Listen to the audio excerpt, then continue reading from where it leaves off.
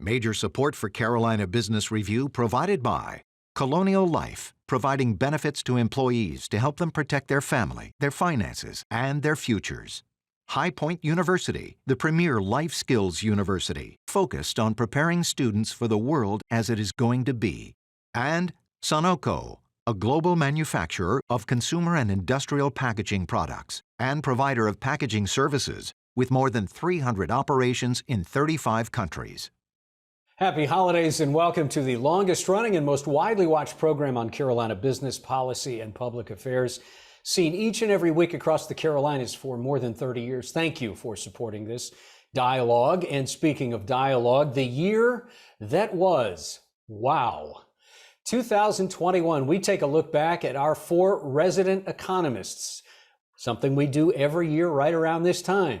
Stay with us. We start now.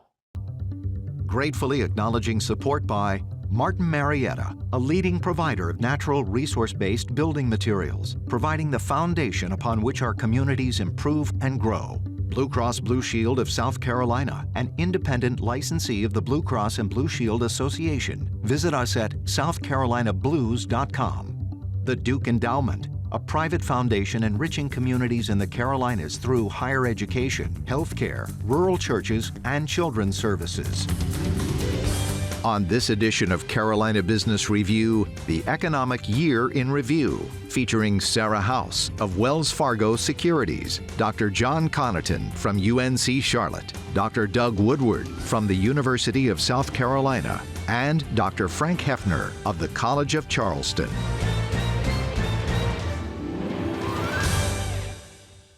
Happy holidays. Welcome to our dialogue. This may be, I don't play favorites, but this may be one of my favorite dialogues of the year. We have our, as we affectionately call our resident economists. Welcome to you all. Sarah, you're going to get the first pitch because if we don't give it to you first, sometimes these guys roll over all of us, quite frankly. But Sarah, biggest economic news of 2021, and what do you think it was? And number 2, second part of that, were you surprised? Biggest economic story of 2021, I would say, is inflation. So we've seen the highest inflation according to the latest CPI data since 1982. And I think the direction wasn't surprising. So we knew that there was a lot of spending to be had coming out of the worst of the pandemic, a lot of fiscal and monetary policy support and pent up savings, pent up demand. But I think the magnitude is what's really surprising. And, maybe not so much looking back on things, but I think we really underestimated just how much pressure was going to be coming out of the initial phase of the pandemic. John, Doug, Frank? Well, I thought this is I wasn't going to lead off with inflation, but as a macroeconomics professor, this was a fantastic example of both the supply side driving inflation and a demand side driving inflation. So all those crazy debates we've had for years, whether it's the demand side or the supply side, we got the combination of the two coming together. And the other aspect of that is all of a sudden everyone heard about supply chain. Very few people would have thought about that 5 years ago, 10 years ago. In academia we knew, and sort of logistics people. And then added on top of that, which really wasn't necessarily an economic news item, but it sure did create a lot of havoc, was fires. And you roll that all into the combination of who would have thunk that that's the way this year would have turned out. Mm-hmm. I'm going to bring it down, if I can, really quickly to what we see in South Carolina. The biggest surprise here is that we are almost in a full recovery this year. This is a V-shaped recovery. Who would have thought? In just 1 year, we've recovered our employment levels back to the pre-pandemic level. We're 3.9% unemployment rate in South Carolina, and they're struggling to find workers now. That's the problem we had going into the pandemic, that we had this very tight labor market, and it seems even tighter now, and it happened very, very quickly. Mm-hmm. John, biggest surprise? I'm going to pile on with Doug, only I'm going to use the North Carolina example. By the second quarter of 2021, GDP in North Carolina was back at the level it was in 2019. By the end of this year, we expect GDP in North Carolina to be the fourth quarter to be 3.5% above where it was in the fourth quarter of 2019. That's about 1.5% growth per year during this 2-year pandemic period. So I think that's a surprise. Now we have a low unemployment rate. We're at 4.1%, but we haven't quite gained back all the jobs that we had in February of 2020, but we're close. We're within 20,000 jobs, and in a 4.5 million job economy, that's pretty darn close. So yeah, I'm with Doug on this. Yeah, inflation's a problem. There's no question about that. But how strong this recovery has been. Just to put a cap on this, right now in the U.S. we're at 4.2% unemployment since we've gone through this 2-year cycle of this recession and recovery period. 2 years into the 2007-8-9 recession, guess what the unemployment rate was 2 years in, but essentially the same period we're in now, 10%. So, if you think about this, and you think about the Great Recession a decade ago, and you think about the pandemic recession, yeah, this has been horrible on the health side, but on the economic side, it's been, as Doug mentioned, a lot closer to that deep V recession that we haven't experienced in decades.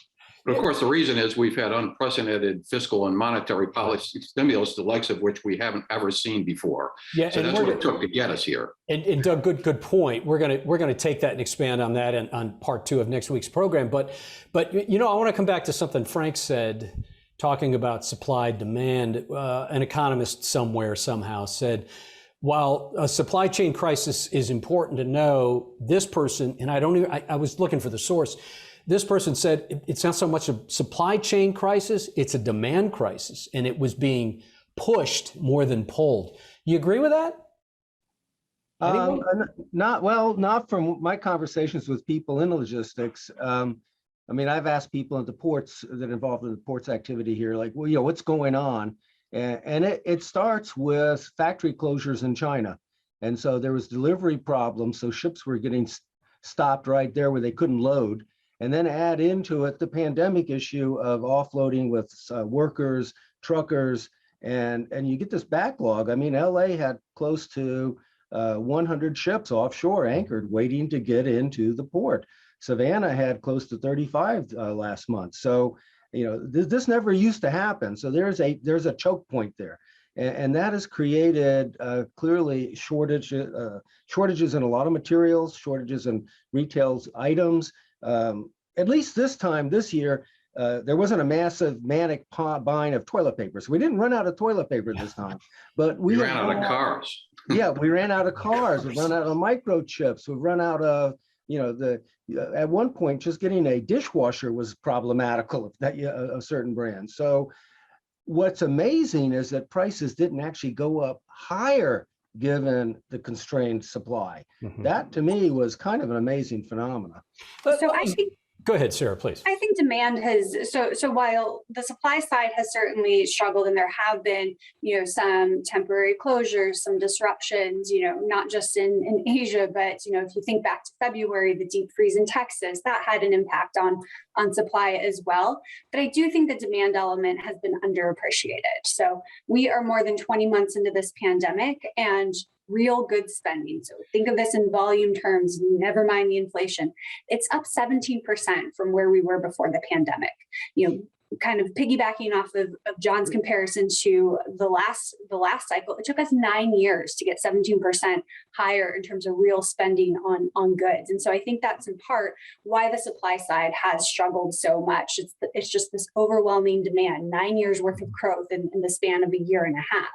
And so I do think it's both the push it's both push and pull inflation that we're seeing right now. John, let me ask you something. Let's zoom back out to the animal spirits of all of this at the beginning of the year, and the idea that it seemed like a good part of the entire year, if not last year for sure, that companies, organizations, people were in this triage mode, this fight or flight. Is that abating? Are we now finding some kind of normal operating procedure? Do you expect that is abated this year, I think is the question. Yeah, yes and no. First of all, on yes, we've seen a tremendous change in the way. Let me go back to what Frank was talking about. I'm sorry, but it's kind of a long, drawn out answer to explain this. we talked about demand pull and cost push. And I would agree with Frank that we've been experiencing both, but we've been experiencing them at different times. I think early on we had the demand pull that started this whole thing. And that was because the average family, say two adults and one child, over the course of a year up until the early part of 2021, had received about $9,000 in checks, stimulus checks, tax-free checks. And we saw consumer expenditures as a part of GDP increase at roughly twice the rate during the first and second quarter that GDP. And that's did during those same quarters. That's a classic case, Frank, demand pull inflation, right? And then we saw the supply side really start to pull in the second half of the year. I've identified 6 things that have fundamentally changed the supply side of this economy. One is a work lifestyle balance adjustment that folks made because of COVID and are still making. They made that decision because of the severity of the disease.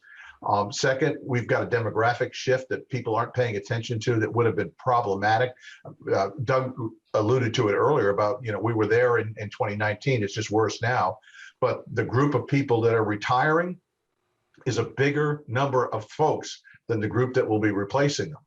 All right. So we've also had early retirement push forward. We got gig employment, which we don't necessarily pick up in the surveys. People have virus concerns, and we've had a series of work disincentives, not so much any longer, but during early part of 2021.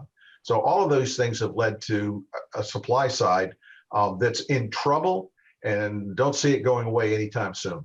Can I add one thing to that?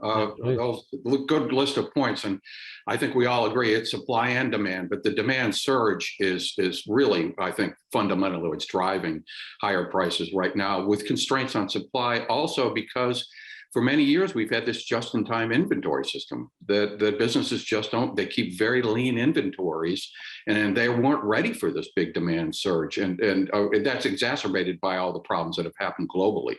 If you drill down into the 400 items that are in the CPI that are driving this, what you'll find is that there are 2 or 3 items that are driving inflation.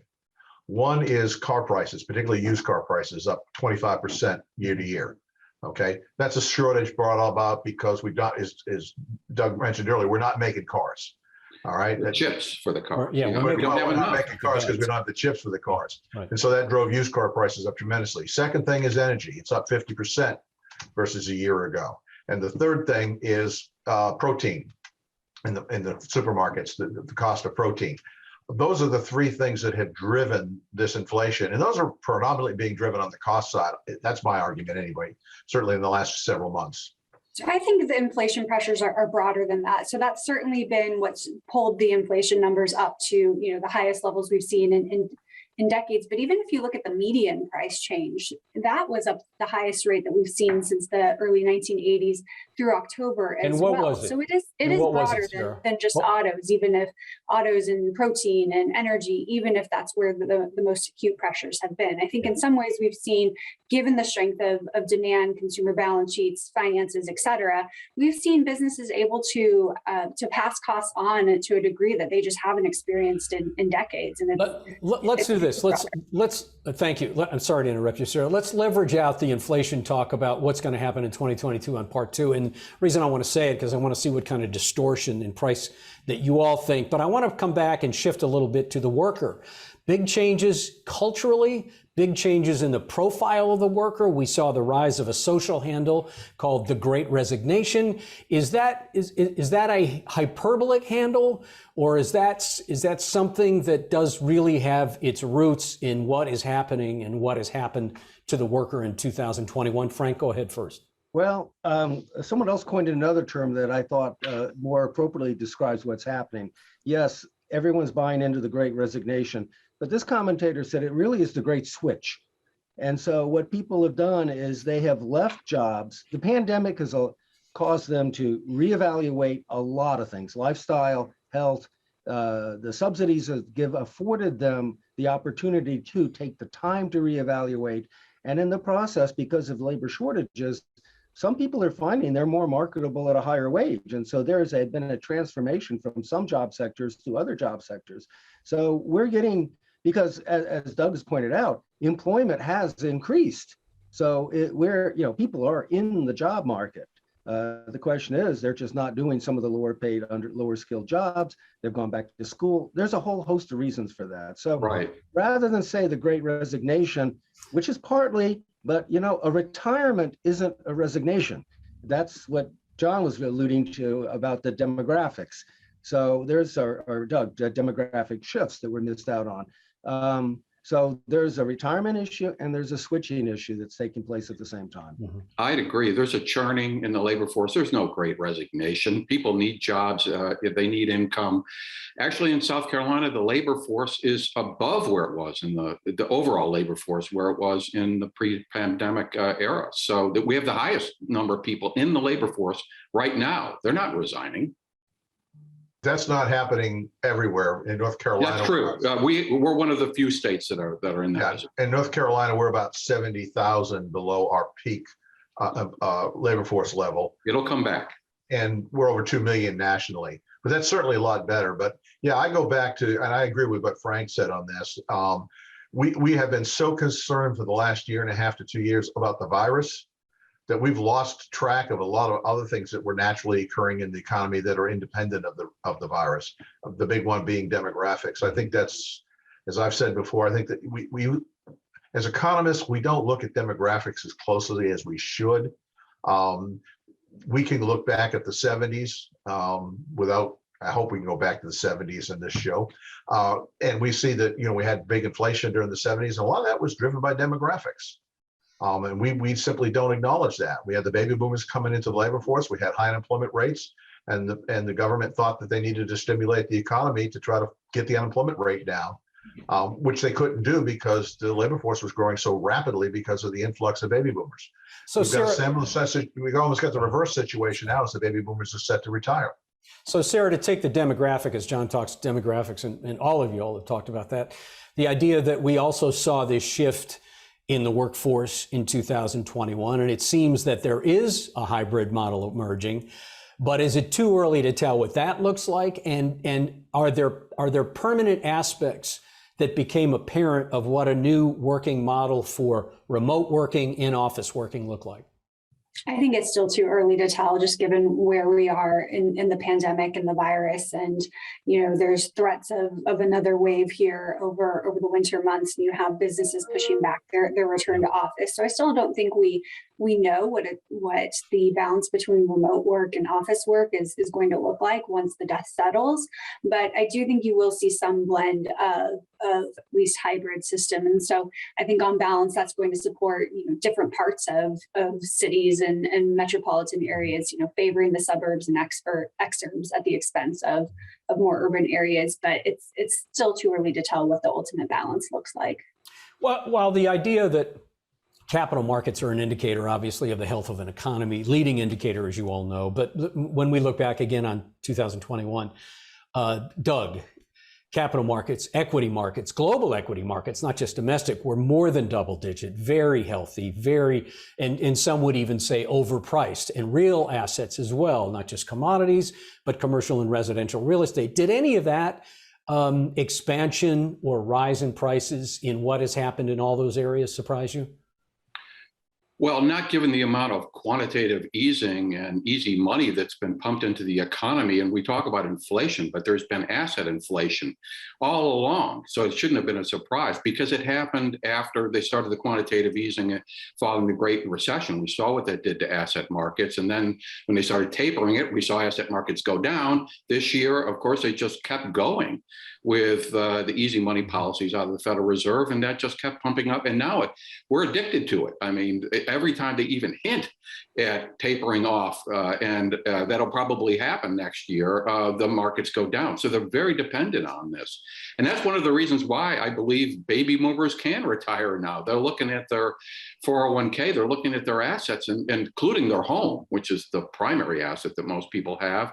And they're just worth so much more than they ever were before. They don't have to work, or they don't have to work as long as they thought. So I don't think it wasn't a surprise to me. The surprise was that they kept the easy money policy going as long as they did this past year. That even when it was clear it wasn't, we were moving quickly towards full employment, which is supposed to be their goal, they wouldn't let up on, they just kept this oxygen flowing in, keeping the patient alive. Now we're going to have to see what happens when they start, we'll have to live without this oxygen flowing in 2022. John, just to put an exclamation point on what Doug said, the Fed, before this pandemic, the Fed's balance sheet was $3.8 billion, which is obscene given where they were a decade ago. Trillion, yeah. Yeah, 6.8, yeah, $3.8 trillion. Thank you, Doug. It's now $8.5 trillion. $8.5 trillion. They've essentially added virtually $5 trillion to their balance sheet, which is the absorption of assets, as Doug mentioned. And they're halfway responsible for bidding the price up of these things. What I find interesting is this is sort of the new monetary policy that the Fed has adopted since the Great Recession. And I believe they're in a position where going forward, they're going to have a hard time tapering, let alone raising interest rates. And we can talk about that in the next show, but they're in a position of Doug outlined it. He said he didn't understand why they've been doing it through 2021 as well. It made sense maybe in 2020, but it hasn't made sense for the last 12 months for sure. Mm-hmm. So $1 trillion here, $1 trillion there. We're getting used to trillions these days, Right. both on the fiscal and the monetary side. Right. I'm thinking about some, what we used to call banana republics pretty soon. But the other issue is, and Doug pointed this out. I mean, at one point, I don't want to say how many decades ago Doug talked to me about this. He came up with the term boomer bust. And that was sort of the idea that when the baby boomers retire, we're going to have a problem. But because of this huge asset price appreciation, we don't have a bust as boomers are retiring. They're retiring with a large balance sheet, and it's allowing them to live quite well and encourage them to retire early. That includes pension funds too, which we thought a few years ago were going bankrupt, and now they're healthy. Well, but that, of course, this all depends on asset prices staying at this level. Yes. Right. So sell now. No. Yeah. But that $5 trillion that John was talking about of extra liquidity, it's got to go somewhere. Right. It's going into housing. It's going into assets. It's not going to disappear. So if they pull it out of the stock, where's it going to go? Right. Well, let me bring Sarah, and we've got about 4 minutes left. So Sarah, as you hear this conversation, do you get the sense that the younger demographic, and I'm not picking on you or being patronizing to you, but you're probably— Why would you ask me about the younger demographic? but you're more in touch with it than maybe some of the other faces on this call. But the point is, do you get the sense that even folks that are 40 understand even the last 10 years we've seen expansion in asset prices? Is there a realization that this is a very unique time, Goldilocks time, the best of times? So I think among younger households, so they've had a obviously very different experience with the recent run up in assets where they didn't get to take advantage of it quite to the same degree. But I would underscore that we've also seen tremendous strength in balance sheets among younger households as well. On a percentage basis, they're actually up more than kind of your boomer age, although that's starting from a much lower base, as they have benefited from fiscal transfers helping to pay down debt, getting the student loan forbearance, et cetera. And so that's benefited their balance sheets. But then you also have to look at, the housing market, for example. And so I think you still have some big questions hanging over their financial future in terms of just getting into the housing market, given the big increase in prices that we've seen, which benefited the equity position of a lot of boomers. But it's been very tough on millennials, never mind, Gen Z, who's not even contemplating getting in the housing market at this rate, given where prices are. Mm-hmm. Anyone else on that? Well, the housing market is, as we know, has been really frothy. When at least in the Charleston metropolitan area, prices have soared, availability is just not there. And so the question that a lot of people may be wondering is, how much longer can that last? Mm-hmm. Are we looking at a housing price asset bubble again? Probably not, because the construction industry has not declined that much. Good luck trying to find a contractor right now. It is booming in this local area. Also, the credit profile is very different this time around than it was in the mid 2000s in terms of who's actually buying these homes at this price. Mm-hmm. I think that the housing market roughly has gone up 20% in terms of prices during this past year. I don't really see that coming back down again, because as Frank mentioned, good luck finding a contractor to build a house. So, the problem is on the supply side again, in terms of building new units. That's driving used prices up. Same things in the car market. We've seen new cars go up by about 9%, but we've seen used cars go up by 25%. Again, it just spills over to what's available and what's sitting out there and what can be bought. So it is the housing market and the auto market is basically being driven by supply shortages of new products. About a minute left, Doug. Do you see was there any marketable difference between all these indicators we've talked about in arrears as we look back to 2021 between rural and urban? Is it dramatically different or as you would expect? No, it's all urban, rural here in the Carolinas. We've always had this problem, the rural areas lagging behind. But the places that are actually doing well are in the exurbs. I think Sarah was alluding to this before. You take Lancaster County, not far from Charlotte in South Carolina. It's the fastest growing county right now. It was considered rural 20 years ago, but people are moving out. They want more space. So the rural areas that are attached to a thriving metro area like Charlotte are doing very well right now, better than they've ever done. Okay. But there is a whole set of rural counties that have not. Yeah, we'll have a chance maybe to talk that in next week in part 2. We'll take a look forward, lady, gentlemen. As always, we so appreciate you being part of this. Stay with us for next week's program. Until next week, I'm Chris William. Happy holidays, Happy New Year. Have a good week. Major funding for Carolina Business Review provided by High Point University, Martin Marietta, Colonial Life, the Duke Endowment, Sunoco, Blue Cross Blue Shield of South Carolina, and by viewers like you. Thank you.